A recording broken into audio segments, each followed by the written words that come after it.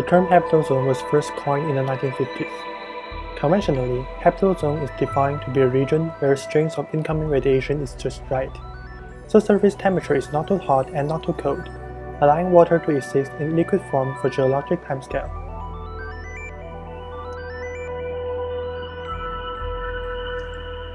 Using a simple two-layer atmosphere model and setting boundary temperatures to be 273 and 373 Kelvin, I got the inner edge and outer edge of the habitable zone to be 0.81 and 1.51 astronomical units. The empirical habitable zone used by astronomers is wider, ranging from 0.75 AU, the recent Venus limit, to 1.77 AU, the early Mars limit. Although the importance of empirical habitable zone is widely recognized, astronomers have always been trying to extend the range of habitable zone.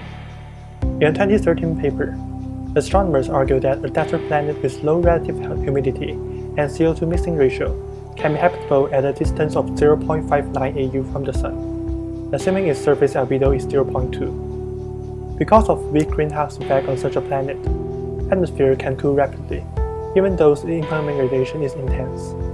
If surface pressure of such a planet is higher than Earth, water loss timescale can be long enough for life to evolve.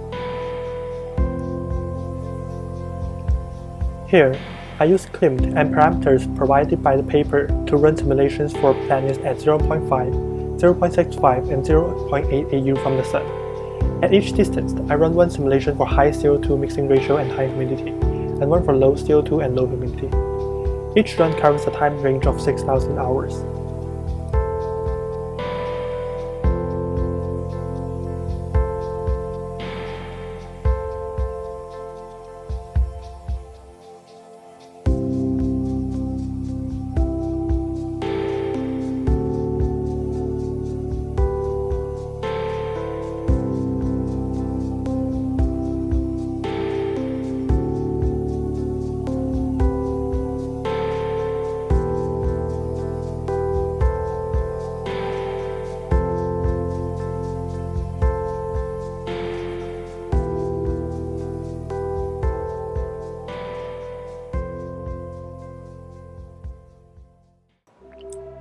The outer edge of the habitable zone can also be extended.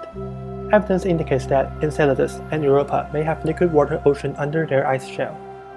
At the bottom of the ocean, tidal force-driven hydrothermal vents may exist and provide chance for life to emerge and evolve. If life indeed can exist in such environment, the outer edge of habitable zone can be pushed to 9.6 AU, the orbit of Saturn, or even further. In a 1999 paper, it is argued that planets with a high-pressure atmosphere rich in hydrogen can be habitable even if the planet is free roaming in the space without a host star.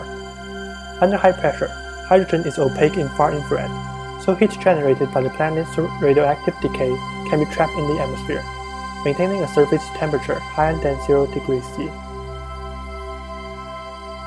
I run another ClimT simulation for this kind of so-called rogue planet. Because ClimT does not support changing hydrogen concentration, I set CO2 concentration to a very high value.